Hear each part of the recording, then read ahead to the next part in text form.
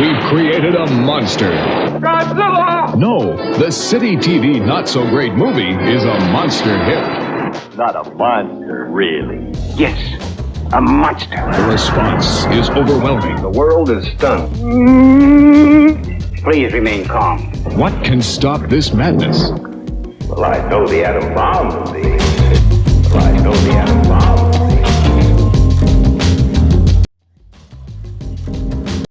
Hello, everybody, and welcome to the first of what I hope is many episodes of the City TV Not So Great Movie podcast. My name is Brian, and you may know me as the Brian part of another show called PodStallions. I also have a YouTube channel called Brickmantooth where I do, Mego dolls and knockoffs and all kinds of other oddball things.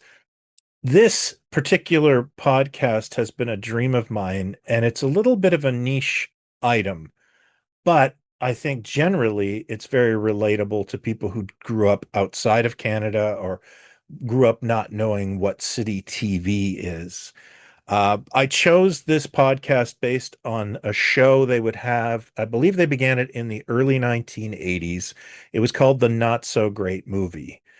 I can't for sure know if City TV did this in reaction to the popularity of their broadcasts of It Came from Hollywood, which was a film at the time that was one of my favorites because it was showcasing B movie cinema. I personally would have been in grade school, and ever since I saw the Medved brothers talking about the golden turkeys on, I think, Kids Are People Too, I was obsessed with grown-ups watching terrible movies. And City TV, for those that don't know, was a very influential and experimental TV station in Toronto, and we'll get into that. So what I want to do with this is talk about the films they showed and also bring on special guests who grew up in the area or, caught City TV at that time and talk about memories of the station itself. The reason I want to do this is because I think this series that they did was really influential to me as a kid. It got me going to film festivals in Toronto when I was a teenager. And bring a girl to the B movie festival in Toronto, that she would not know. No other guy in high school would do that. And that was kind of set me down the path of my movie addiction, my B movie addiction, Mystery Science Theater, all that stuff. This is really where it all started. So join me now as we do our first episode of the Not So Great Movie podcast, and I'd like to introduce my co-chair for this episode, my very good friend Sam Noir of Raid Comic Studios, and particularly Cauldron Magazine. If you haven't heard of Cauldron, it is scratching that itch that we used to get horror magazines, such as Eerie, Creepy, and a bit of heavy metal. Would you say that, Sam? Yeah, absolutely. Yeah. The production value of heavy metal, particularly the larger format, just to showcase the art. And yeah, a lot of the artists that have contributed to Cauldron Magazine certainly are heavily influenced by more European artists of that era. And it all started when four friends, including myself, got together and were just lamenting the fact that there weren't these magazines that were originally introduced in the 60s, 70s, 80s. They were always there. Yeah. Well, they were there to circumvent the comics code, and we all read these magazines. Again, heavy metal, Savage Sword of Conan, creepy, eerie vampire. I gotta tell you, even the stuff that wasn't horror based, like the Space 1999 magazines that Charlton did, they're really sexy. Like they've got Gray Morrow drawing half naked women in there all over the place. So there was kind of a almost like a a Super Channel vibe about those. Oh, absolutely. And Super Yeah. Channel, of course, was our cable TV Yeah. Sorry. uncut movies without commercial free that we had. I think one of three channels, but I digress. First choice was the other one, right? Yes, first choice, and then I can't remember what the third one was. Ugazo Vision. But the third one was definitely more art films and things like that. A little less. Right. Was that called? What was that called? Oh my goodness. Yeah, Yeah, I can't remember. Yeah. but three This isn't the Rogers Cable podcast. yeah, yeah. But yeah, essentially because of these, we read these comics magazines a little too young, and we're lamenting that there weren't any venues for to do that. Even heavy metal, which was still publishing at the time, wasn't quite the heavy metal of the The 70s, days yore. And 80s. obviously like the people you built it and people came. Like Yeah, there's a this was a nice side project. demand for this. Yeah, we didn't realize people were hungry for more adult content, and that a lot of the stuff going to stores essentially had become, yeah, less edgy. Mm. Uh, and less pushing the boundaries. Because again, when I read this when I was way too young, probably 12, 13, some of these comics, they just blew my mind. You know, a lot of them had influence from the underground comics. So that's what we set about. And of course, one thing led to another. This one shot of Cauldron became multiple issues. And now my studio, Raid, in Toronto, which hosts probably 20 comic book creators in its collective, including a lot of Marvel, DC, Image creators, as well as underground and indie guys like myself. Raid Press has compiled this beautiful archival hardcover collection of Cauldron Magazine. A lot of painted art in there. A lot of, again, it's a throwback to those magazines, but we've really leaned into contemporary thought and contemporary, Yeah, and that's how you keep it alive. yeah, You contemporary can't do art. the same stories. Yeah. Yeah. A lot of the war magazines, of course, were twist ending kind of Tales from the Crypt or Twilight Zone stuff. But again, we're looking to do more contemporary stuff in terms of the art and the style and the writing. And yeah, it's been a hell of a ride. Like it's the side project that kind of took off. So I'm really I, proud of this beautiful hardcover. I also like your mascot, Oh yes, Satanella, which was Satanella. us trying to find a version of Vampirella, who I love the fact that she introduced stories, but also starred in stories, and then Yeah. loose kind of Kind of like what the shadow was, and yeah. yeah, the spirit I think did a lot of that too. And I was lucky enough to find a public domain character that we have created our own version of. She initially appeared in a novella called The Devil in Love, a French novella, which was one of the first quote unquote fantastique genre novellas about a young, pious nobleman who was tempted by Satan, who took the form of an attractive young woman and has been adapted into operas and ballets. She's even shown up in a Roman Polanski film starring Johnny Depp called The Ninth Gate. So I've heard of yeah, that. Yeah. it was and so she yeah she's perfect for this because there's a lot of unreliable narrator stuff going on in terms of the different versions of her. I love the Right. fact that there's different versions of Vampirella, but you plug into this and now there's a real life connection of different versions of Satanella, and then we do the same thing where we kind of create fake 1970s stories for her Awesome. involving black exploitation werewolves and things like that, or we get to jump back and forth in time. There's a World War II sort of Wonder Woman homage where she's sent to by her father Satan to fight demon Nazis in World War II. So again, it's a very fun playground to as if this was a character that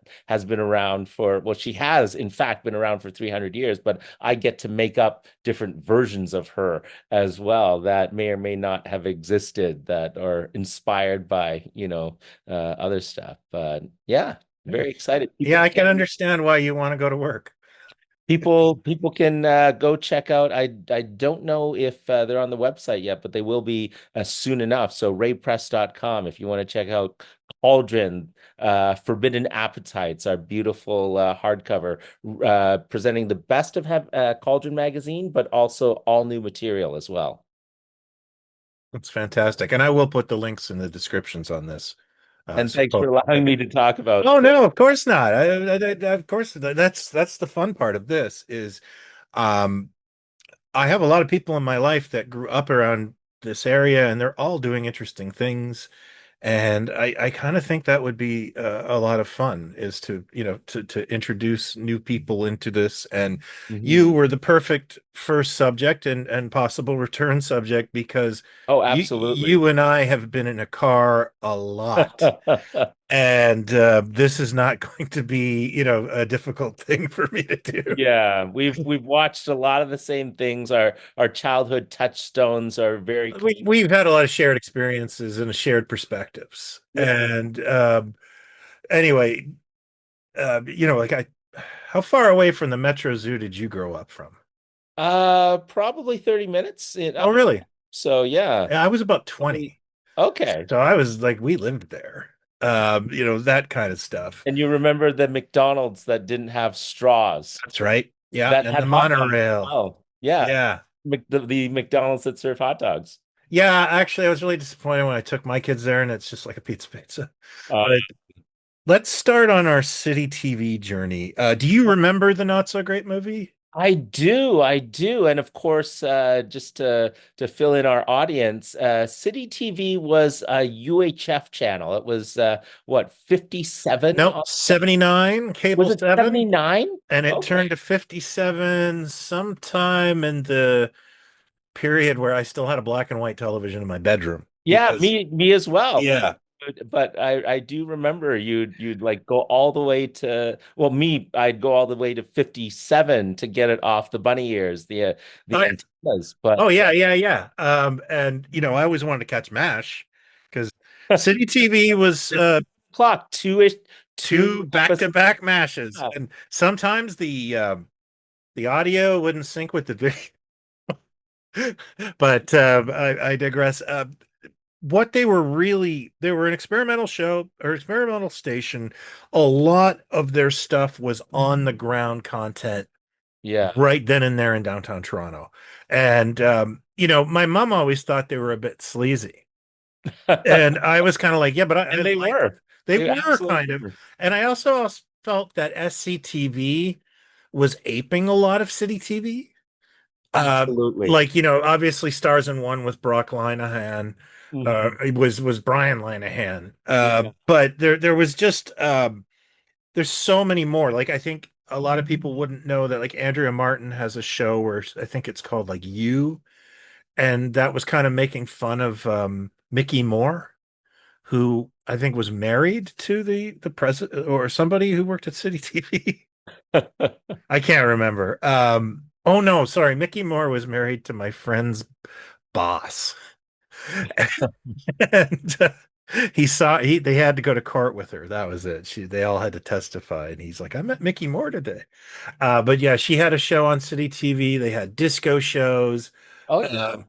They had weird talk shows, like I should have gone. I've been researching the Godzilla movie, but I haven't been researching City TV as much as I could. Very, very budget stuff too, because again, it start off as a UHF, but then that sort of on the ground in the studio aesthetic eventually expanded once City TV went national with cable, right? And Yeah, yeah. yeah, particularly since they owned Much Music, so that Much Music aesthetic spawned out of a lot of their music programming. And eventually City TV would even spin out the not so great movie to its own channel called Drive-In Classics, Oh, that's right. which was to me like the pinnacle of human society.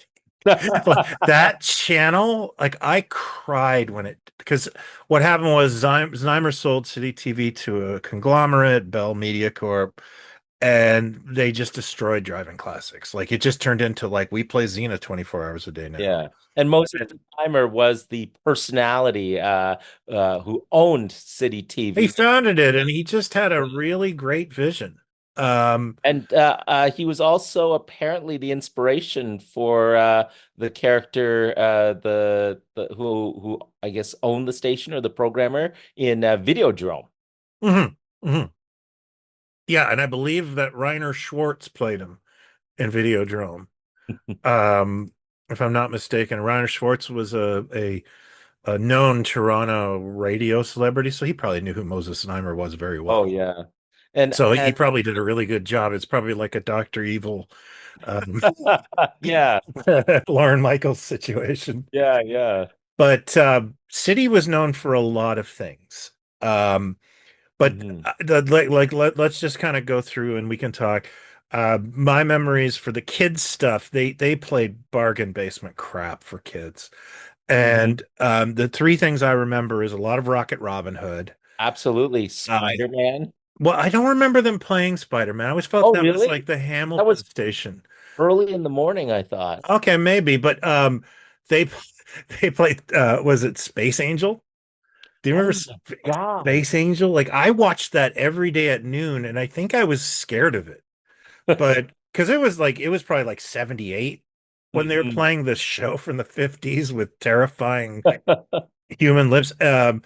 But the other one they used to play, and this is something like I again, this episode I'm going to be putting out some feelers to people if they want to write us and that sort of thing because I've got some gaps in my memory about this. But City TV at noon used to play these short films made by a company called Moorland Latchford. I remember that it's burned into my head.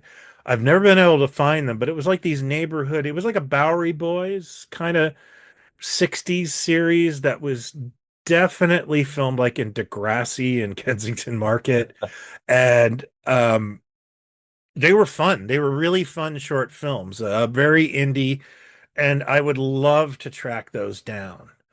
And the other thing, and this is something I know you know about, like on Sunday mornings at 6, they would play those weird Marvel superheroes cartoons from the 60s I was watching. in Italian. I would get up early before the sun even came up as Yeah. a I don't know, like even 4 or 5 year old kid. I'd wake up and go downstairs and just turn on the thing, hoping to catch yeah, the Hulk and Thor and Captain America. The art was straight from Capitano America. yeah, the art was straight from the Kirby the art in the comics that they just sort of animated them out. It was very limited animation. Do you want a really deep, deep cut of geek toy comic stuff? I remember watching it and I didn't know, like, I had my exposure to the Avengers was very, very limited. Um, I knew more about the Justice League than the Avengers, just, by Mhm. happenstance. So I'm Oh, watching the Super Friends. Super Friends and the Treasury editions I chose were generally just tended to be like anything DC and Spider-Man and Captain America. So, I missed a lot of that stuff, but this was I remember watching this and Quicksilver and Scarlet Witch were in there. Yeah, oh yeah. And I was like, but wait, I've seen those characters, but they're on my friend's Hall of Justice playset with Superman. Like, because my friend had the Mego Hall of Yeah. Justice Fortress of Solitude playset Hmm. for the comic action heroes. And that actually had Superman with Hawkeye, Quicksilver, and Wanda. it's like somebody in the Mego art department just painted over Captain America and put Superman and was like fine. And I believe all approvals at DC and Marvel were just done by a reception.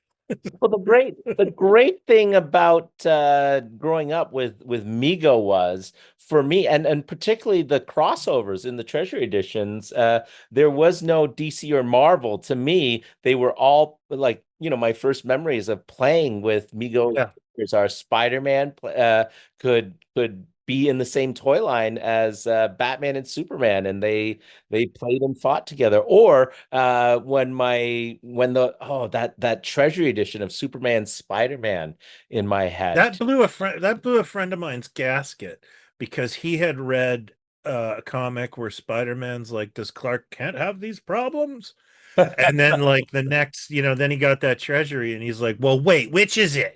You know, and I gotta be honest with you, the discovery that they were different companies, I think I was less fun after that. As a Yeah. kid, because I would be like, no, Iron Man can't fight Superman. And now I just think like, oh yeah, I got really hung up on the deets there. Yeah. And I'm more nostalgic for the era where I didn't care about that. Hmm. I mean, G.I. Joe was 3 feet taller than Big Jim. Still they fought. But yeah, that show and then City also kept constant, like I think what we have to tell the audience, and I'm going to have to continue, is that there's also something called Canadian content laws or CanCon laws at that time. So they had to really find a lot of Canadian shows to, like, anything that was made in Canada could go that way. So one of the ones they would play all the time was Strange Paradise. Do you remember Strange Paradise? What Strange Paradise? It was a Dark Shadows ripoff. And Vaguely familiar. John Paul Desmond and it takes It's a place like soap opera? yeah, and it as I recall, and you know what, I watched a million hours of Strange Paradise. Hmm. I'm really not sure what it was about, but it seemed to be, instead of vampires, there was zombies and demons. Oh, And the most famous actor is Colin Fox, and he played John Paul Desmond. And I actually had a friend growing up who like had a different, like, I don't know if it was just my ADHD, but like he's just like, no, that totally no, that show makes sense. And he would explain exactly what happened in every episode. But I was like, oh, okay, yeah, no. He's like, yeah, one time he summons a demon, and I was, oh no, I missed out on a Christmas light and some fog. But it was a Canadian produced show about like I think like a Haitian plantation, very Dark Shadowsy, like yeah. a lineage family with demons and zombies and that's. How long did this show last? I And think it lasted 1 year, but a soap opera will, 1 year produces 200 episodes and makes it ripe for syndication. yeah, and they'll play And it over and over again. especially a supernatural one, which and City TV played a lot of Twilight Zone. They played a lot Oh of yeah. what was the other one they played? The Sixth Sense and Night Gallery, I think. Um, if I Outer Limits? Outer Limits. No, that was Channel 47. Oh, was it? Okay. Yeah, and that's another thing about My brain starts to confuse a yeah, lot, no, that I remember especially that. when you're so young. Yeah, or CKVR played that, but Hmm. before the not so great movie, the only way you could really kind of get in on this was to stay up late. Oh yeah. For shows like No Channel 40. VHS back then or early Yeah. VHS. One of my earliest memories, and this is compounded by being like 11 or 10, Hmm. uh, is the Chuck the Security Guard, the Up All Night show on. Oh yeah, that's Which right. is weird because like I just opened a browser and the first thing I saw was a picture of Chuck and the Chuck bumper sticker I own. But yeah, that was like one of my favorite shows. And that was like I think Friday, Saturday, they it was under the pretense that he was the security guard and he had taken over the station, and it was very improv. Yeah. And they would play Outer Limits, and they would play Paul Naschy movies, and they would play Twilight Zone and The Prisoner. The problem with that was this is the pre-VCR days, and I was 10. And Hmm. as much as I was a little bit savvy in, having a TV in my room, Yeah. being super stealthily quiet, and being like I was like you look at my sixth grade picture and I've got black lines under my eyes. Like I've never been a sleeper. um, so yeah, those were great, but the not so great movie happened on a Sunday afternoon, like usually between Mhm. like 3 and 5. And the one thing beautiful about my family was my dad had the real "you shall not toil on ye Sabbath" Ah. going on as a kid. And unless we were going to a trip or a wedding or anything like that, most Mhm. of our Sundays between 3 and 5, no one cared where I was. You know what I Perfect. mean? And I could just go into a bedroom if I was at like my grandma's house or something, Yeah. and I could put on the not so great movie and watch the whole thing and enjoy it. And that was probably one of the most influential things for me as well, is just that the it was at a convenient time. I rarely missed it, to be perfectly honest with you. Oh, wow. Yeah. Like I've watched a lot of these, and Yeah. it's funny. I'm actually talking to the star of one of these for Toy Ventures magazine right now, because they did play Children Shouldn't Play with Dead Things on Not So Great Movies. I remember watching In the that. afternoon, eh? Yeah, in the afternoon. Oh, And wow. I don't want to steal the stories because I'm going to do that episode, Yeah, yeah. but I'm currently talking to Alan Ormsby. Oh, that's amazing. He's a really interesting guy, but yeah, it's just so strange. Like I keep thinking of that. That's the first time I knew who you were. Hmm. Um, Well, and but yeah, this is like I think they continued it into the evenings later on. I there, lost track of there it. were late night incarnations of the Yeah, not so great movie, like yeah. 1 in the morning, 3 in the morning kind of things. Mm. Especially as the quality of the because essentially City TV, in addition to their original programming, Was were movies, known for their movies. So great movies. this is a riff. Not so great movies is actually a riff on their umbrella of great movies. So during prime time and the early or later evenings, you often had like really fantastic classic cinema under the banner of Great great movies. movies. And you Yeah, also had like this is some of the stuff I remember. They would have Apes Week, of course. yeah, Uh, that's right. but I Reading- remember them playing the shit out of like Help and A Hard Day's Night. And they would also have late great movies. And City TV was also famous for the Baby Blue movie, Yeah. which was a dirty movie. And when City kind of stopped doing that, I believe Channel 47 was like, I'll have that baton with the Italian movie at 1 Yes. o'clock in the morning. Yes. Where Ev- you where I actually saw as a very young kid Fellini movies, as the Dirty Italian movie, and of course, eventually SCTV would spoof those Italian movies as well. Yeah, and actually, one of the points of the spoofing of that Italian movie is what I want to bring up when we get to the film itself. Okay. But yeah, City TV would play a lot of what I would call exploitation cinema. Absolutely. I think they're 100% responsible for most of my fears as a child. Yes.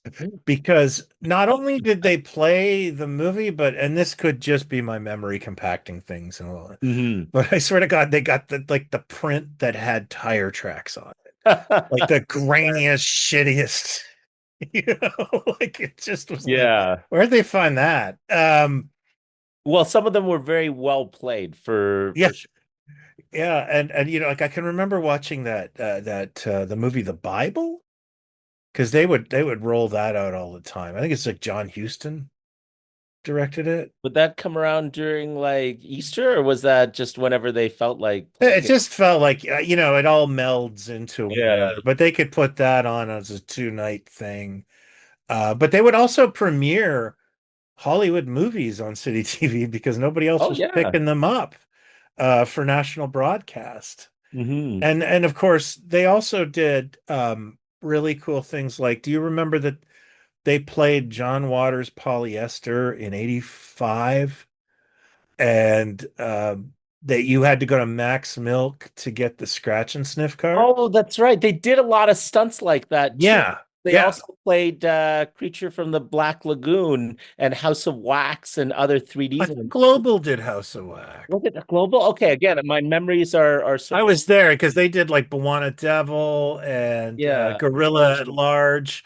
I'm fairly I'm sure City TV did the Creature at least, because again, you'd had to go to one of the local chain variety stores like yeah, Becker and Beckers Mac or Milk. yeah, yeah, yeah. Okay, so I think it was probably again I'm help us out if you have these memories. Yeah, I feel absolutely. Like I'm the City picturing, TV the City TV 3D glasses you bought at Becker's and then Global you bought at Max Milk. But again, that's sort of me scratching at the back of my memories. yeah, I can it's hopefully we'll get some blanks filled in by people who remember Yeah, those. for sure. Because again, Because these are all childhood memories for us, right? yeah, and the other thing is that I tried to look up any sort of broadcast history of the Not So Great Movie, and it's not out there. And I would really like to piece it together because I remember all the films I saw in there. Um, and I think there's a lot more I'm missing. Yeah. So, I love talking about bad movies. Hmm. And before we get into our bad movie, I want to bring up our dead sponsor. And our dead sponsor is a feature I want to do for, GTA related kids of a chain that advertised on City TV and other channels in Toronto, but is no longer with us. And this week's sponsor is Ginzberg and Wong. Oh my God. You feel like a deli or you feel like Chinese food, they got you covered, and their commercials were awkward. Yes. Absolutely. But my mom, so Ginsburg and Wong was this melding of, yeah, a Jewish deli Jewish and deli? dim sum and noodles. And it was located across the street from the Art Gallery of Ontario in the Grange. I think they had multiple Oh, locations. did they? Okay. The one Yeah. I always went to that because my mom, my we grew up deli sandwiches were a whole thing for us. Like we always went to the Pickle Barrel on Sundays, but Oh, the the pickle moment barrel. yeah, which is still around on its I don't know if it's on its last legs, but I don't know. They've got a location here. oh, do they? Okay. Yeah. But yeah, it was for my mom, yeah, a place where you could get both like a pastrami sandwich and dim sum was like gold to her. So for because often growing up, we would go for dim sum on Sundays and also to a place like the Pickle Barrel to get deli sandwiches. But when you get both, it's a special occasion that we would drive downtown to, do something, but lunch would often be Ginsburg and Wong's. What's funny is I never got to go as a kid because I didn't live anywhere near one. But it's like that. Everyone I've talked to about it has said, "Oh, that was really fun as a kid." Yeah. Like they liked the food and it was fun. And their commercials usually had like two cartoon-headed characters, Yeah.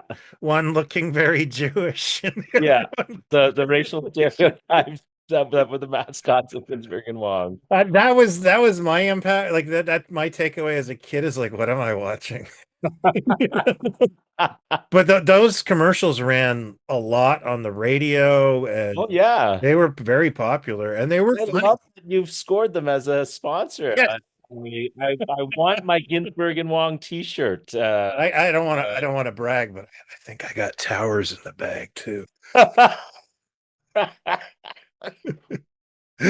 Yeah, Yeah, so that is our dead sponsor, Ginzberg and Wong. And if anyone could provide me with any Ginzberg and Wong merchandise, like a T-shirt or even a coaster, I would. oh yeah, that'd be so cool. Or a uniform. Yeah, very fond memories of Yeah. Ginzberg and Wong, despite the awkwardness of it. No, I don't know if we'll ever get the likes of it again. Yeah, because well, now they're into fusion food, which melts the two, but it's very rare that you can get like Like, I literally mean, a Reuben sandwich and fried noodles. I find Jollibee really interesting on that. Oh yeah, that's true. It's like these are things I never put together The before, spaghetti, yeah, but it's not bad. that's true. Yeah. All right, so let's get into our film Absolutely. or a film. And that is Godzilla versus Megalon. Now, I'm going to start out of the gate and say that as a kid who grew up within the bandwidth of City TV, Channel 29, I was so freaking tired of this movie as a kid. Oh yeah, because it was part of some sort of syndication package, and Oh my God. on Buffalo 29, which was the station across the Lake Ontario from us here in Toronto. Yeah, and I just want to say, like, much love to you, Yeah, Buffalo yeah. 29. And they had I can't remember, on Saturdays was it the Kung Fu movie, and on Sundays was it the Godzilla movie that would play after? Godzilla movies were on Sunday, Okay, and on Kung Fu Buffalo Theater 29. was Saturday afternoon. Um, yeah, I rarely miss those movies. I Then we would Godzilla versus Megalon was my first theatrical Godzilla movie that I ever. To see in the theater. Oh yeah, you have. No, no, sorry, not theatrical. I meant a movie, a cinema movie that I saw on TV. Oh, For okay. my Oh, first really? That's Godzilla your movie. first.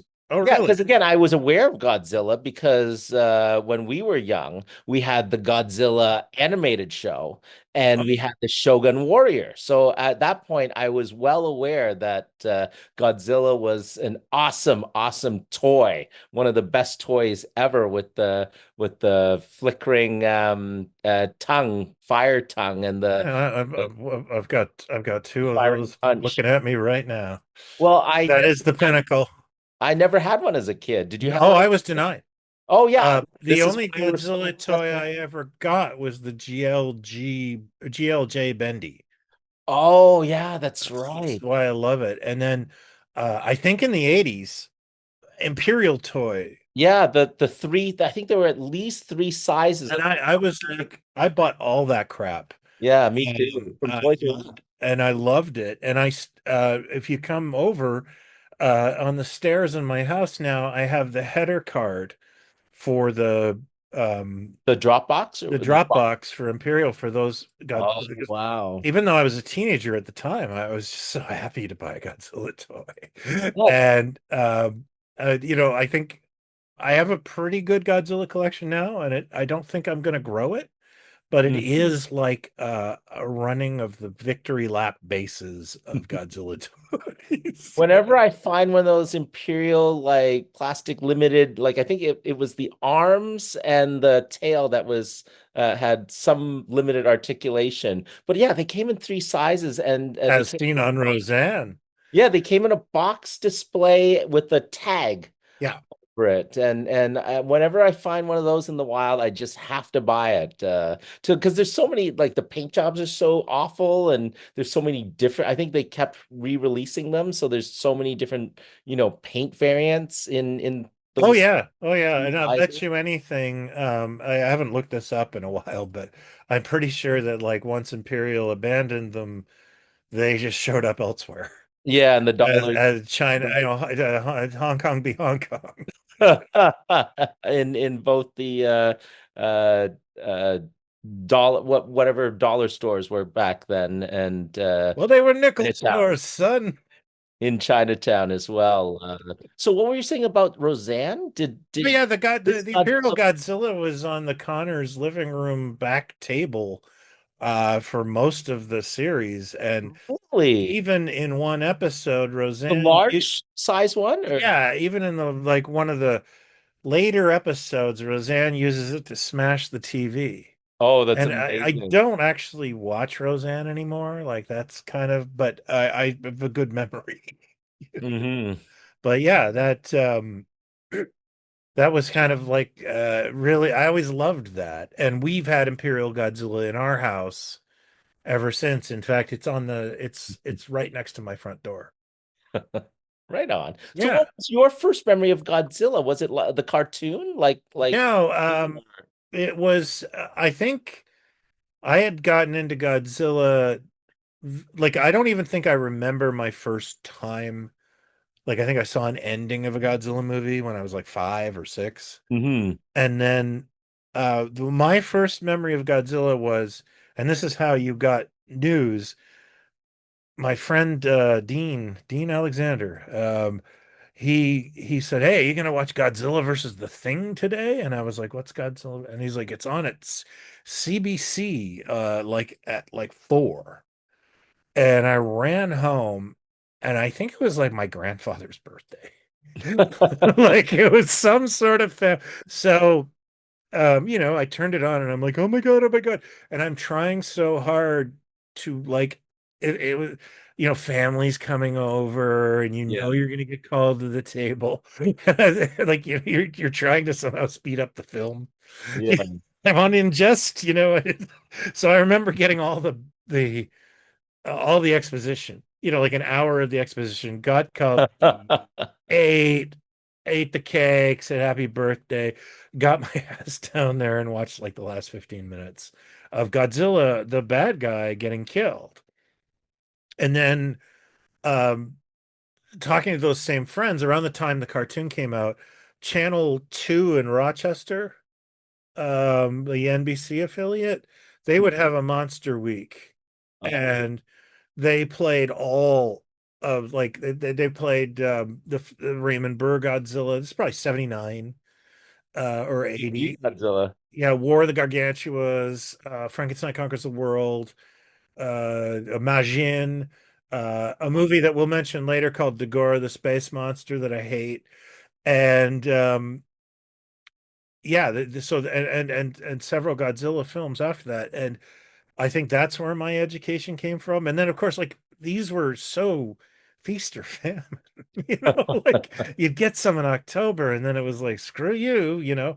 But for some reason, yeah, Megalon was not only on TV all the time, but when the VCR boom came out, it was like the only Godzilla movie you were going to find in a bin because it was going through a period where it was believed to be public domain. Ah. But then Toho, and this is something our mutual friend Chris Jeffries could confirm, but Hmm. they stopped that. And that's why the Mystery Science Theater isn't released anywhere. Oh. Um, because I think it was through that agreement, if I'm Ah. not mistaken. I mean, somebody brighter than me, but that's the assumption I Mhm. made was that, yeah, the Mystery Science Theater thing, that's back when it was loosey goosey. Toho Yeah. shored up this film.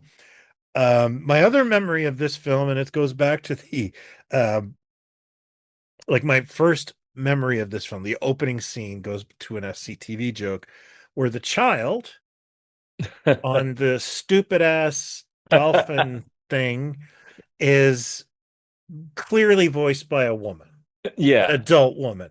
And that, when we were talking about that Fellini SCTV thing, that was the most like, I almost like just wet myself when the SCTV did that because it was like, yes, it's so weird. Well, it's often the case too. I met Astro Boy, the original voice of Astro Boy, last year at Anime North, and of course she's voiced by a Astro Boy was voiced by a woman, just like Bart Simpson, right? Yeah. Or Bobby Hill. So but again, it in my mind, it's like I was just trying to fit this elderly woman is Astro Boy, and of course me not thinking clearly, just said, "Oh my God, you're I didn't realize Astro Boy was played by a woman." Girl. Yeah, that's exactly it, right? So, and yeah, of course, she didn't have much time. I think there was some eye rolling. Again, her English wasn't that great, and the translator was just whatever. So, but again, that was my. So yeah, it doesn't surprise me that the kid in the Godzilla versus Megalon is is Well, and here's the neat thing I found out about him, and I can't remember his name now, and I don't think I should try to do these names. no, probably not. But he was actually also the kid in my least favorite Godzilla movie. Well, my second least favorite, Godzilla versus the Smog Monster. Oh. Yeah.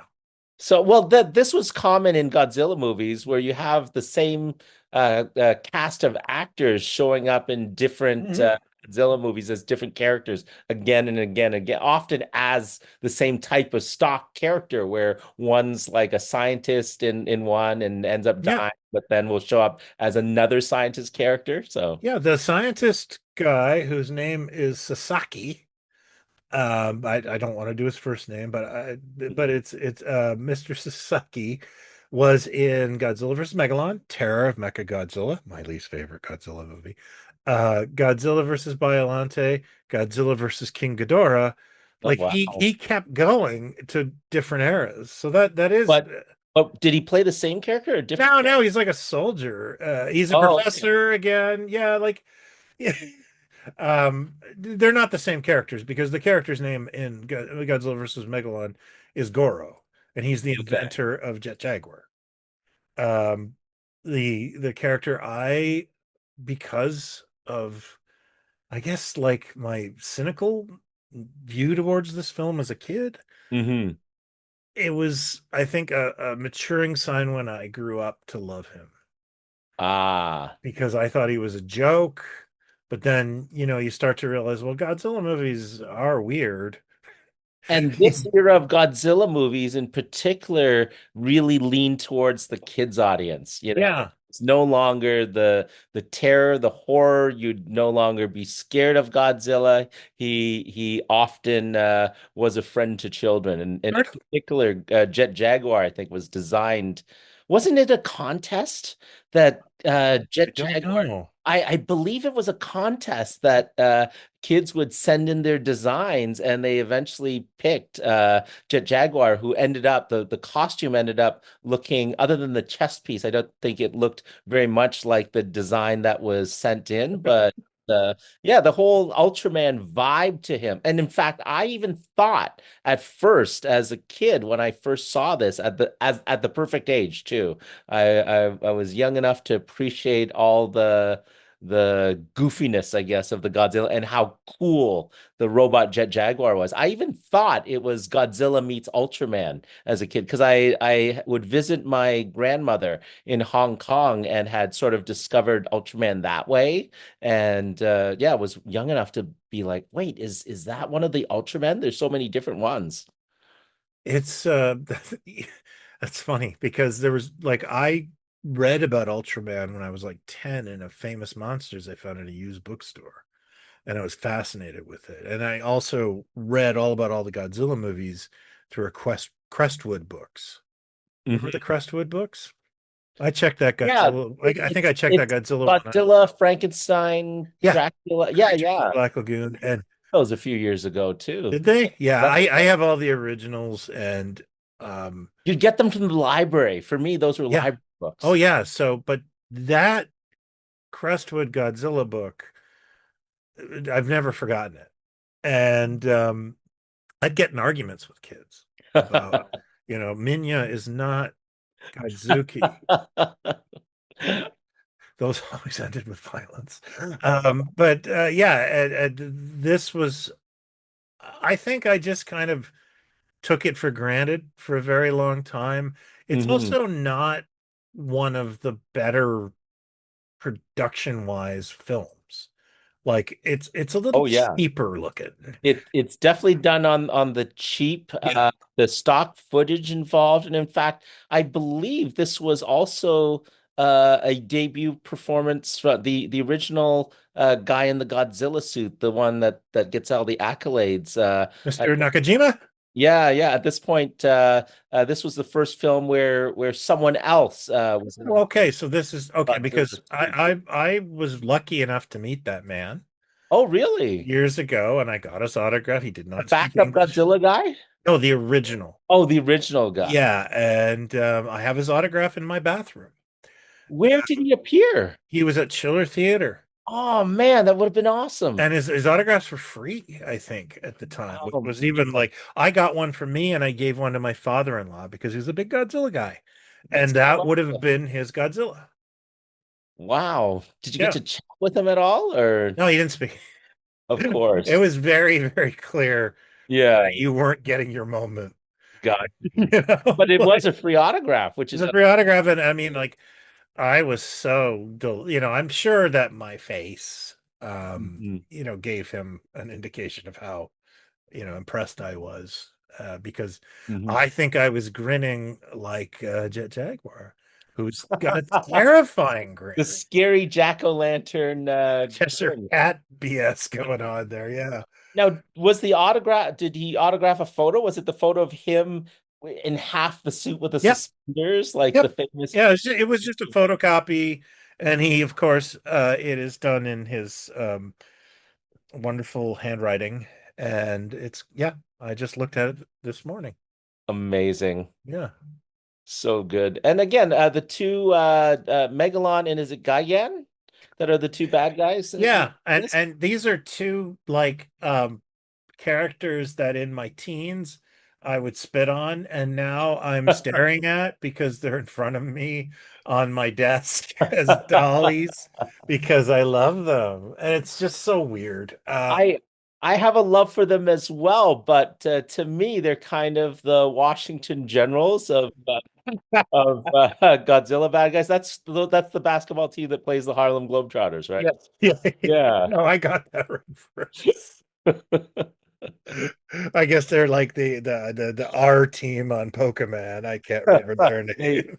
they needed a tag team to because this feels like I mean they've had like sort of like physically, Yeah. this to me is the most wrestling tag team because normally in a lot of the Godzilla movies, it's them just sort of firing beams at each other, right? Uh, Yeah. this one, they really get physical, and I know this is a lot of the comedy, but I actually really enjoy the physicality and I know it would play to me like the Batman 66 series where me as a kid would love the action, but the adults would be in on the wrestling Oh, gym. sure. Yeah. Oh, absolutely. The theatrics and yeah, I agree with you on that.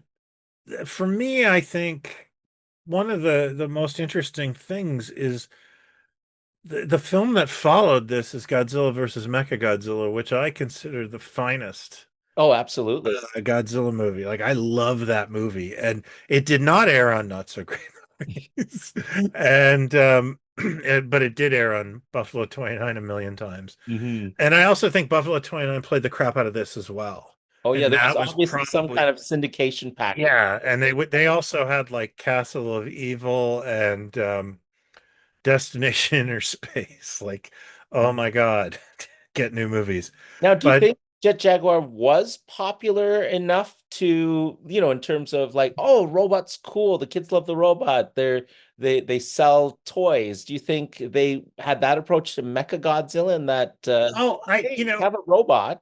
yeah, you might be right. I think if anything, Occam's razor, the film cost 1 million to make and made 20 million. Hmm. So they were like, okay, people like Godzilla and robots. Yeah, and we So can make yeah, it for the kids. yeah. As cheap as it was, I don't think Godzilla. I think Godzilla. Let's find out if it had a bigger budget.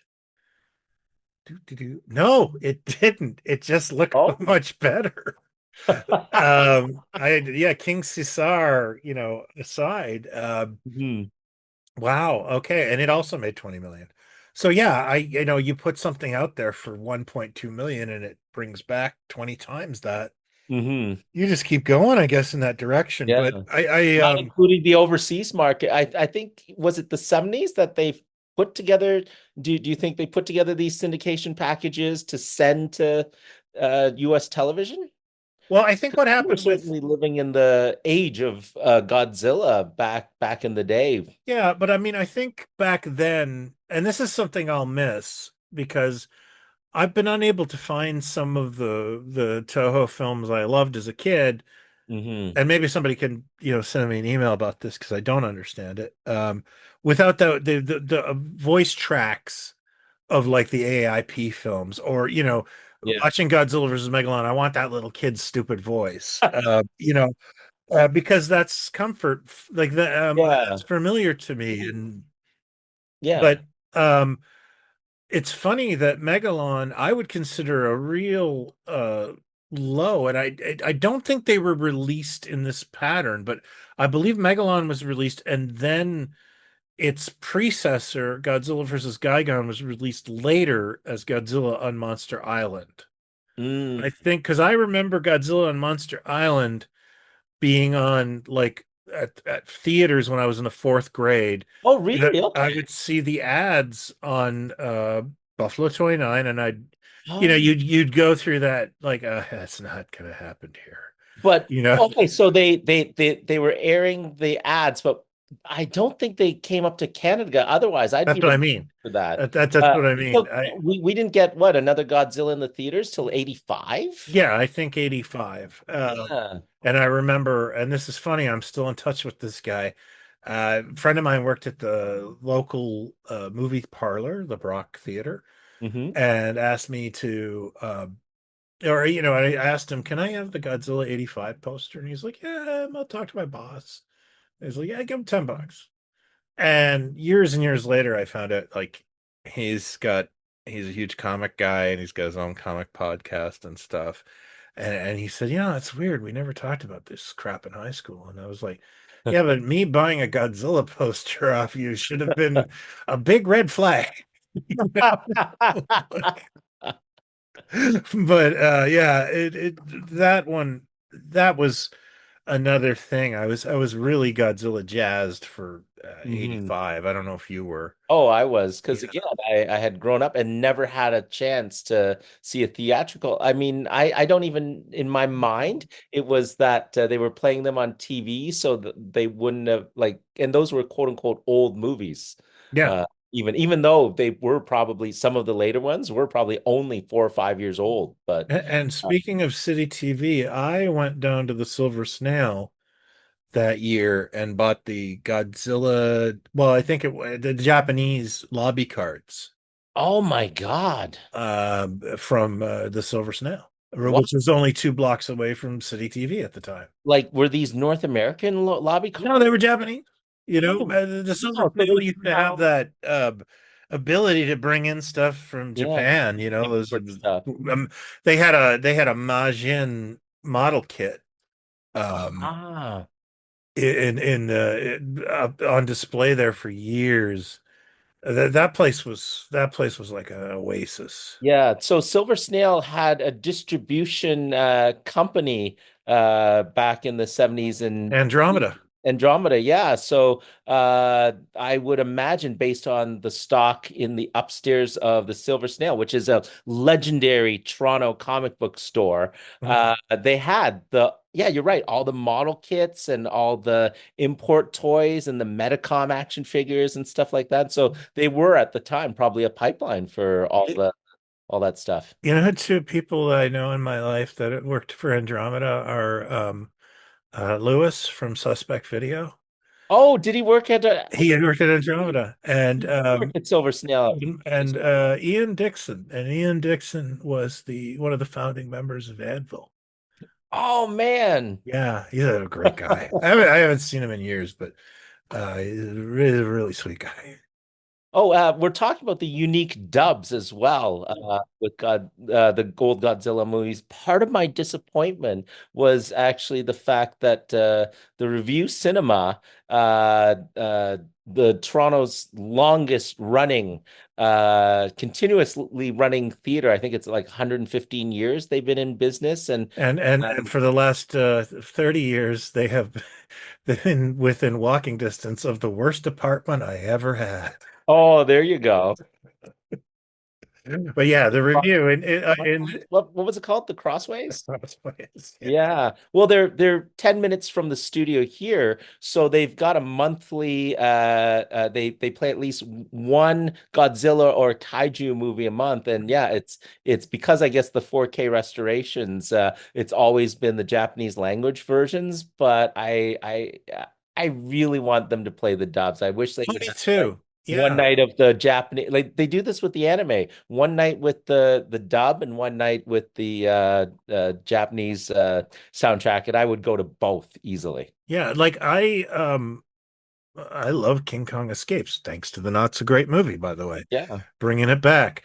Um, but if Doctor Who speaks without Paul Frees's voice, I'm out.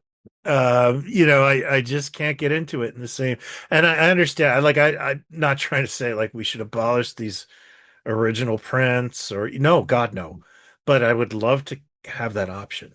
You Yeah, know, yeah, for sure. I would love to have that option. I Hopefully that option is there on the DVDs. Again, I haven't checked. I still have. I think. I hope I still have like DVDs from that era that are just the original, cleaned up versions of the yeah. films with the original soundtracks on them. I definitely had or might still have if I dig around the VHS tape. So Oh again, yeah, no, I nothing to think play the those didn't VHS these tape. get released? Like at least Frankenstein Conquers the World or War of the Gargantuans, didn't they get released on those like super EP tapes though that are really Oh, light? were they? Yeah, because I that was like Oh, that okay. Paramount thing, and I remember my copy of Danger Diabolic, a film we've seen in theater together, Oh, yes. being on one of those, and that's why I bought the Blu-ray eventually. But I remember they did War of the Gargantuas, and they did that movie that I adore, that Toho movie about like the last days of man on Earth. You ever seen that? It was like the Nostradamus Japanese horror. No, haven't seen that one. Oh, okay. Yeah, no, that I don't think I don't think it ever aired on television, but I have a VHS of it and I'm obsessed with it. It's a bizarre movie and kind of it hasn't aged well. Let's just put it that way. But Ah, it is gotcha. very trippy and very interesting. Um Part of what we should talk about is probably why you mentioned one of them in terms of the fact that it was public, quote unquote, argued to be public domain. So every fly-by-night video, uh, yeah. company would put it out along with crappy Charlie Chaplin prints and Yeah, like I think Godzilla movies are like Hammer movies in that sometimes a US promoter put up the money, but it was inconsistent. Like the Mhm, first guy to do it, I can't remember his name, but he obviously brought Godzilla, and then I'm not sure how many more he brought in, but I know he did, Gigantus the Fire Monster. But then they developed relationships with, American International and mhm. all these different promoters, and so the rights I think would fall into different places. And I'm not an expert on this, but I just remember if you in 1985, if you walked into a crappy, byway knockoff Yeah, and went to a their bargain VHS, herald. a bargain, yeah, but it's not even Bargain Heralds. Like it's lower than it's like cheap Charlies, Yeah, they would literally sell like what are they, the Flesher Brothers Superman for Oh $5, yeah, like oh yeah, right by the counter. yeah, and Captain Scarlet. There was a bunch of public domain Monster with like Keenan Wynn and yeah. But yeah, Godzilla versus Megalon. I had the weirdest VHS release of that. I bought it at a grocery store, like the real Canadian. What was it? Like a big Loblaws or whatever. Oh, The Superstore the was that dump what it bin, was? I'm sure. Yeah, it was a dump bin, and there were all the VHS sleeves were too long. There was like an extra part, like a little pocket, Yeah. and it's like this company's so cheap that they just found whatever they could. Like they didn't want to pay for tooling. So they're like, oh, that'll do. Like, so they were just in this terrible sleeve with an extra pocket. So they were too wide for your shelf.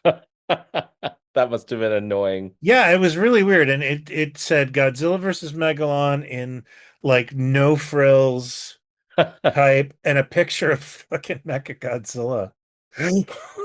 Which like he's not in this. And then the back it said nothing. Like no photos on the back, just like movie color 88 minutes.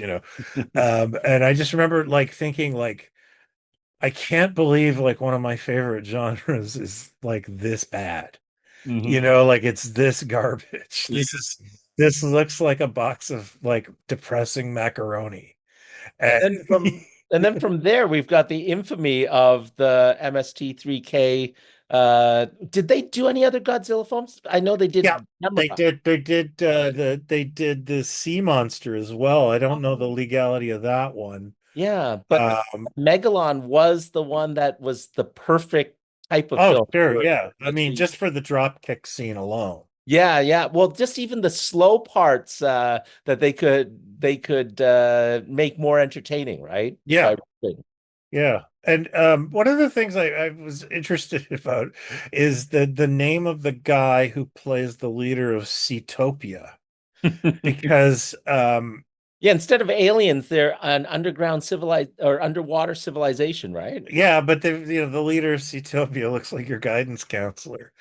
And I was kind of just curious. And yeah, so this guy's been around and he's been in tons of Japanese productions. And I was This, reading the factoid about him in this, even though he was apparently fluent in Japanese and was, I guess, filming it in Japanese, they dubbed a Japanese voice actor over onto him.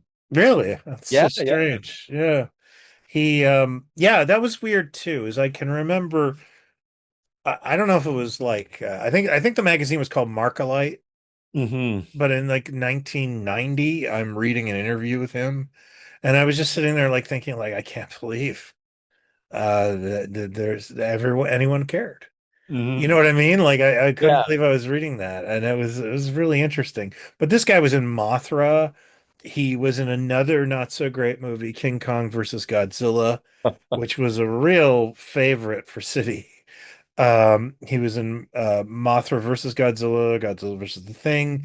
He was in Dagora, the space monster, which is a movie I hate. That played on Channel 2. It is basically about jewel thieves, and there's a space monster, Hmm. but never the twain shall meet. So it's really just a jewel thief movie. So Uh, they needed like someone from America or the Western it world. seemed like that. Like yeah, it seemed like the same way like Ed Bishop ended up in a lot of, productions in the UK. But he was in the Green Slime, Oh, and Green Slime. yeah, and then he was in Godzilla versus Mechagodzilla, my favorite. So he really got around Hmm. and did quite a bit, and apparently was also having a love affair with Linda Miller. But yeah, it's basically the Godzilla movie with some of the goofiest action ever. Oh, absolutely. Where there's a point where I believe Jet Jaguar is getting his ass handed to him, in a fashion that's so like if you wanted to send somebody a picture of getting your ass kicked, it would be the most, the one that would hit it Yeah. home. And The whole wrestling moves of it all, right? oh yeah, Like and the drop kick, and you're the right. age of They're marketing to kids, and we were kids. and the age of memes where Godzilla that of him sliding across on his tail doing that double kick and then doing the replay of that kick too. Oh yeah, no, that's wonderful. And Yeah. Although there's some great moments too. I remember what was it? Jet Jaguar, is it Gigan he picks up and drops him right into Godzilla's atomic breath? Oh, that could be, yeah. Yeah, yeah. There's I so did. many I didn't different. feel like I don't know if you rewatched it. I didn't feel the need because it's like kind of burned into my memory at this point. Yeah, I rewatched bits and pieces of it just to try to do some research for here. But again, Yeah. all of it to me is delightful, and I can't wait for the review to in any form. Like I'd love it to be dubbed, but that's the one I've been really waiting for. And they always do the review always does original posters by local artists, and Oh my God. Yeah. I I'm gotta really admit, choosing the I posters, but that one I will need to have. that is it's funny you say that because I kind of feel the same now.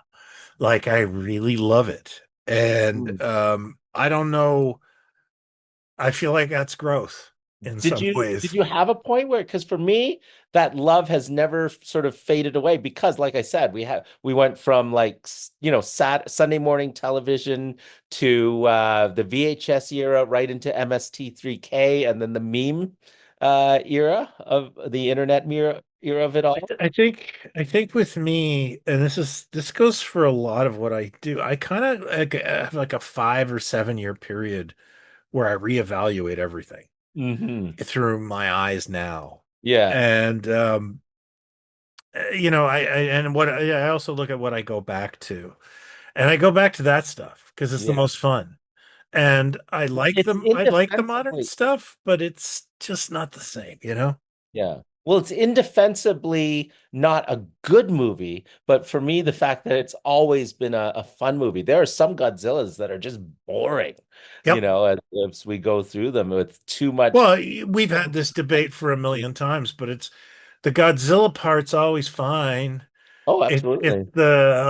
it's the ground crew. Yeah. What are we doing? What's the story? Yeah. Oh, you're gonna make a homework monster. Oh, good. Mhm. And even It'll the be whole terrible. invention of the Jet Jaguar robot is completely ludicrous. But again, it's like he's a friend. He hangs out with this little kid and grows to a giant size. And for me, I'll take that over any kind of like sitting at the console espousing for 2/3 of a Godzilla movie. Well, the thing that I think about, and this may have softened me, is another classic film, the Shaw Brothers, Inframan. Oh yeah. Inframan does that, and I'm totally on board. And Mhm. it's like, okay, why do I accept that Inframan can just grow with no one ever mentioning it? But Jet Jaguar sucks, and it's like, okay, fair. Like Is I it think of really the a Jet important. Jaguar sucks part of the internet? Because I'm so like all in on Jet Jaguar as a character. You know what? I just think it's the same with like I collect GI Joe dolls, and Mhm. there's a character called Bullet Man. Oh yeah. And a lot of people used to really like, that's a piece of crap. And then as the years went on, they started like a Bullet Man Appreciation Society. And then like eventually we were allowed to show our love for this goofy doll. As You know, classic superhero design goes, though, like that shiny back metallic helmet and the arms and everything, that is a good looking superhero I figure. think it's the same reason there's like Mrs. Roper romps or anything like that, is that you're Hold on, going, hold on. What is a Mrs. Roper romp? how the hell do you Is this not a know Dragon this? Con thing with sex? No. But let's put a pin on that conversation because I want to know how you got there. Um, Oh, some friends of mine came back from Dragon Con with a lot of stories. So, oh, okay. Sound gross. No, what it was it's some sort of event. There was one recently, like in Bowmanville, where I think it's to raise money for charities and that sort of thing, where mhm. everybody dresses up like Mrs. Roper and they have like a little parade, and it's so cool. And the dudes do it. It's fun. They descend on whatever thrift store is available and clear them out It of really helps the booze. value village Oh my God. and yeah, and they just look like a hoot. And Yeah, I we're think we're going the next time they sure. put Oh those yeah, on, right? mainly for the ladies, but yeah, um, it's one of those things where it's just everybody's just embracing something that's fun. And that's what I love about B movies, I think, is that Mhm. it is sort of like they're better. They're better with a crowd sometimes. Yeah, yeah. Or even Is the fact that Godzilla, the iconography of Godzilla is so strong. It's like Batman. You can go all the way this way or all the way to the end of this end of the spectrum in terms of, yes, you've got your gritty Dark Knight Batman who's, grim and dank and suffering. And then you've got the Adam West Batman 66, right? and you know what? He's fun. That's And who's on my desk.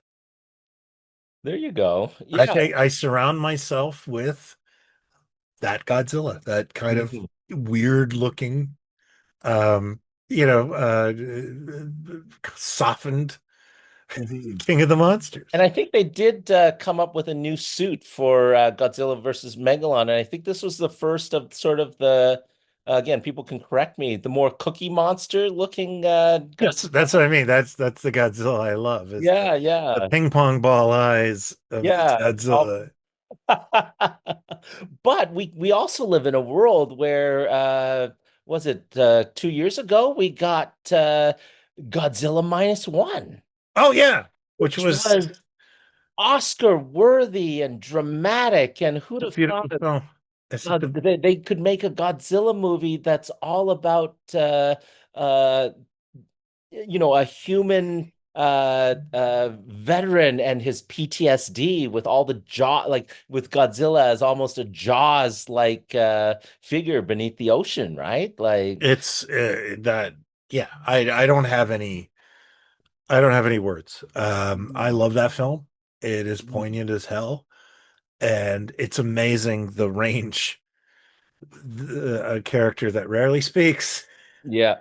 has, and that was a very well written film. I loved that film, and yeah, you cared about the characters, and Godzilla seemed almost more like not a character, A scary force of nature, a force of like the nature. original, like Yeah, no, right? yeah, I and Hollywood struggles with this now that, Godzilla and King Kong are a franchise. How do you keep him a monster and then know that he's on humanity's side, but he's stomping, he has to stomp down cities, he has to crash into buildings because that's part of his iconography. And yeah, again, it's become a little ludicrous again as we get the Godzilla King Kong mashups uh, through the Hollywood movies, the recent Hollywood, the legendary movies. yeah, yeah, and those have kind of gotten to a point where I'm like, I'm happy this exists, Hmm. but it's yeah, I'm good. And maybe I've just reached my kind of limit, but Yeah. I do love going backward and looking at the stuff I haven't or maybe ignored and Yeah. rewatching stuff. But Well, speaking of things that people have missed, I think a lot of people missed when Shin Godzilla just sort of dropped it, like, dropped with little attention onto Netflix. And now it's getting I think because of Godzilla -1 and the hunger for that kind of material, Shin Godzilla is got a new North American release. oh, really? I didn't even Yeah, notice that. yeah. Yeah. I It's saw it in like, the theater with because my daughter and I love going to Godzilla movies together. oh, okay. And it's one of our little bonds. And I didn't have a parent that wanted to go see Godzilla movies. I had both parents; they just weren't interested in Godzilla in Yeah. any way. But yeah, so this one is that's a special thing. So we did see -1. We did see Shin Godzilla in the theaters. And We'll have a new chance to see it. I think it's currently in the Cineplexes for the past couple of weeks, and then it's coming down the street here on Roncesvalles in Toronto to the Review Cinema as its Godzilla Kaiju movie this month. So that's looking awesome. forward to seeing it on the big screen for the first time because again, that's a really decent Godzilla movie Oh yeah. in the face of that they're still making very Japanese Godzilla movies without all the CG spectacle that and again if that's what you're into, but I am giving a lot of more appreciation when you actually sort of care about the characters and it's less about the CG monsters punching each other. Exactly. I think that's the secret. And I also I think -1 had some truly terrifying crowd scenes though. Oh, for sure. Like when the roof goes down and the guys go The down. Like train. we've all had that nightmare. Mhm. And so that was like well played. You need to do that. Yeah, the train. Yeah, you're right. Mhm. Which is also a callback to the first film. Yeah. But yeah, no, but we're talking about these are great Godzilla movies. So So sorry. this is really nerdy, but I want to sort of dig into this go down this road a little bit. Godzilla -1 sort of takes place before Godzilla Right. because of this regeneration ability they've introduced to it. I thought it was very clever that this now puts Godzilla, the original Godzilla where Godzilla died, back into continuity because the follow-up film was if you try to impose a continuity onto it is a whole other Godzilla, whereas if It was Gigantus the fire monster, right? this is well, I'm just speculating that Oh, I see what you're saying. because Oh, I'm sorry. I was Godzilla thinking too literally. because Godzilla -1 introduced the regeneration ability, Right. theoretically that Godzilla that died in the original Gojira could basically fill in the continuity thing that bothers some people, where the sequel to Godzilla, what was it called? Is it Godzilla Raids Again? Yeah, Gigantus the fire monster. Yeah, Yeah. yeah. That he Godzilla returns after having died in that first movie. So this might be because of the Godzilla regen. I'm probably thinking way too much. There's just a whole bunch of Godzillas out there. Anyway, I kind of want to wrap this up, but I really want to thank you for joining me. Sam, you've been a huge help with this, and I would really like to hear from everybody about any of the talking points that we put out there, the questions, that sort of thing about City TV, about the not so great movie. And I'm hoping to kind of build this up a little bit. So I And will thank be putting you. together a Facebook page, but where can people find you? At Hey Sam Noir on Instagram and Twitter, although I'm not much on Twitter anymore. And then there's on Facebook, Sam Noir Comics and Toys. And thank you, Brian, for giving me No an problem. opportunity to co-host the pilot of this thing. Hopefully, we can find a list of movies because I'm convinced that in the late night incarnation, there must have been Bo Derek movies. And So you would very much be interested in coming back for those? I can talk endlessly about Bo Derek and Bo Derek movies. And in fact, I was in Ottawa Street in Hamilton, where you remember that little record store with the movie posters? Yeah, I do Uh, actually. Yeah. I found a movie poster of Bolero, and even though I had to bring it back with me on the GO train, I needed The to blur. have this mounted on plastic Bo Derek Bolero poster, Yeah. which is currently my favorite thing ever. Just saying. And that is the most City TV thing ever. Well, Mark Dailey, we even forgot to talk about Mark Dailey.